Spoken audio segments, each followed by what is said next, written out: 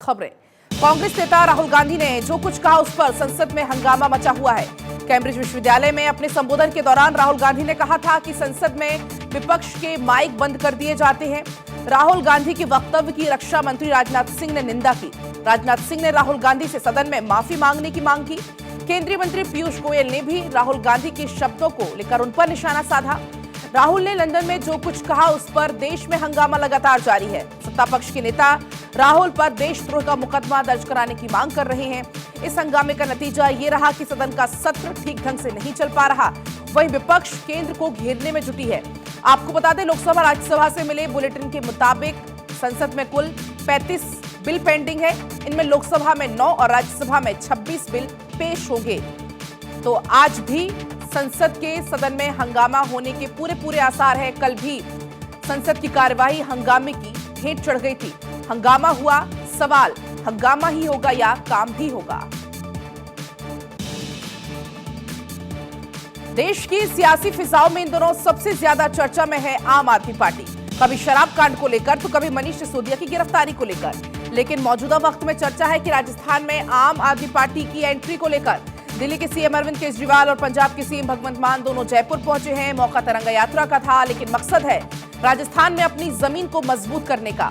राजस्थान में आम आदमी पार्टी ने अपनी चुनावी तैयारियों का आगाज कर दिया है। सोमवार को आम आदमी पार्टी की ओर से जयपुर में तिरंगा यात्रा निकाली गई। यात्रा में आप संयोजक और दिल्ली के सीएम अरविंद केजरीवाल और पंजाब के सीएम भगवंत मान शामिल हुए। अजमेरी गेट पर सभा में केजरीवाल ने कहा, आजादी के बाद से आज तक राजस्थान में 48 साल कांग्रेस और 18 साल बीजेपी ने राज किया है। अब बीजेपी कांग्रेस ये नहीं कह सकती कि हमें मौका नहीं दिया।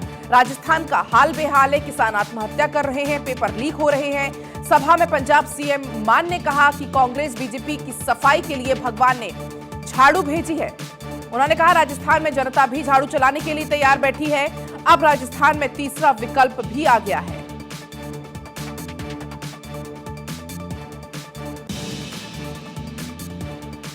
कर्नाटक विधानसभा चुनाव से पहले लाउडस्पीकर का मुद्दा एक बार फिर से सुर्खियों में है। लाउडस्पीकर को लेकर कर्नाटक के पूर्व डिप्टी सीएम और बीजेपी नेता ईश्वरप्पा ने विवादित टिप्पणी की है। इसके साथ ही उन्होंने अजान की आवाज से सिरदर्द होने की बात कही।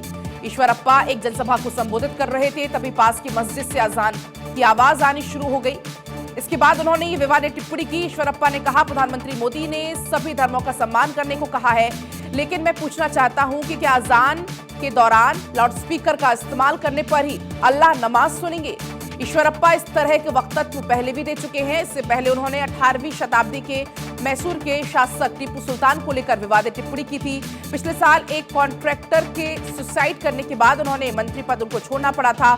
कॉन्ट्रैक्टर ने अपने आखिरी मैसेज में ईश्वरप्पा को मौत के अपना जिम्मेदार बताया था। सुप्रीम कोर्ट ने जुलाई 2005 में ध्वनि प्रदूषण से हेल्थ की परेशानियों का हवाला देते हुए इमरजेंसी को छोड़कर रात 10 बजे से सुबह 6 बजे के बीच लाउडस्पीकर के इस्तेमाल पर प्रतिबंध लगा दिया था।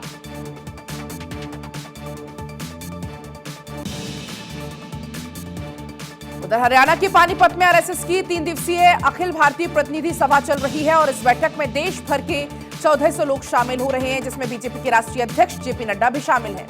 इस बैठक में शाखा में महिलाओं को जोड़ने की बात पर जोर दिया गया, जिसमें मुस्लिम महिलाओं को जोड़ने की बात भी कही गई। वहीं बैठक में दूसरे दिन स्वाधीनता, स्वदेशी, स्वतंत्र, स्वावलंबन के विषय पर जोर दिया जा रहा है। आपको बता दें, बैठक में हरियाणा के सीएम मनोहर लाल भी मौजूद रहे। बैठक में एसपी नेता मुलायम सिंह यादव, एसपी नेता शरद यादव को श्रद्धांजलि दी गई। इसके अलावा प्रधानमंत्री मोदी की मां हीराबेन, अभिनेता, फिल्म निर्माता सतीश कौशिक को भी याद किया गया।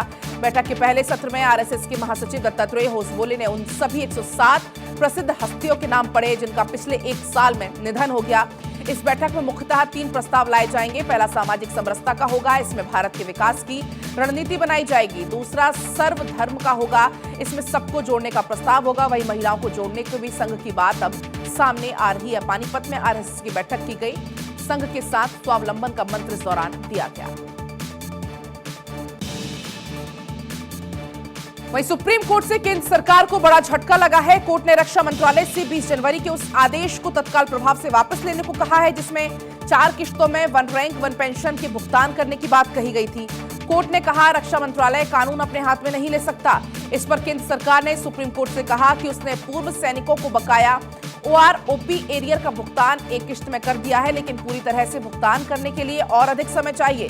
मुख्य न्यायाधीश DY Chandrachud, justice PS Narasimha और जस्टिस JB पादरीवाला की पीठ ने इस मामले में सुनवाई की। कोर्ट में अटॉर्नी जनरल R वैकंठ मणि ने कहा कि केंद्र सरकार ने पूर्व सैनिकों को बकाया OROP एरियर का भुगतान एक ही किश्त में कर दिया है, लेकिन आगे के भुगतान के लिए कुछ और समय की जरूरत है। इस पर पीठ ने वैकंठ मणि से कहा कि पहले OROP बकाया के भुगतान पर 20 जनवरी की अधिसूचना वापस लें, फिर हम इस समय के लिए आपके आवेदन पर विचार करेंगे। पीठ ने कहा कि रक्षा मंत्रालय का 20 जनवरी का कम्युनिकेशन उसके फैसले पर पूरी तरीके से विपरीत था और वो एक तरफा ये नहीं कर सकता था कि वो 4 किश्तों में OROP का बकाया भुगतान करेगा। बेरोजगारी, महंगाई और अदानी केस के खिलाफ कांग्रेस ने देश भर में प्रदर्शन किया है। कांग्रेस कार्यकर्ता शिमला, चंडीगढ़, भोपाल से लेकर लखनऊ तक सड़क पर उतरकर केंद्र सरकार का विरोध करते नजर आए। इस दौरान विपक्षी पार्टी ने केंद्र सरकार के खिलाफ जमकर नारेबाजी की। वहीं लखनऊ में कांग्रेस कार्यकर्ताओं की पुलिस से झड़प भी हुई। भोपाल में कांग्रेसियों पर वाटर कैनन का इस्तेमाल किया गया। उत्तराखंड में भी कांग्रेसी कार्यकर्ताओं ने सड़क पर उतरकर प्रदर्शन किया। चंडीगढ़ में कांग्रेस नेताओं ने सड़क पर उतरकर महंगाई के खिलाफ हल्ला बोला। इस दौरान केंद्र सरकार पर तरह तरह के आरोप लगाए गए। कांग्रेस पूरे देश में प्रदर्शन कर केंद्र सरकार को घेरने की कोशिश कर रही है। तस्वीरें आपकी टीवी स्क्रीन पर है। कांग्रेस का देश भर में विरोध प्रदर्शन जारी है। महंगाई, बेरोजगारी, साथ ही अदानी मामले पर लेकर कांग्रेस लगातार सरकार पर हमला बोल रही है। विरोध के दौरान वाटर कैनन का इस्तेमाल भी किया गया। कांग्रेसी कार्यकर्ताओं पर यहां पर वाटर कैनन का इस्तेमाल किया गया। भोपाल की तस्वीर आपकी टीवी स्क्रीन पर, जहां पर वाटर कैनन का इस्तेमाल किया गया। साथ ही कांग्रेस का देश भर में प्रदर्शन देखने को मिल रहा है। मुद्दा है बेरोजगारी, महंगाई, साथ ही अदानी के मामले पर कांग्रेस सरकार को घेर रही है। इस दौरान महिलाएं भी प्रदर्शन के दौरान मौजूद रही।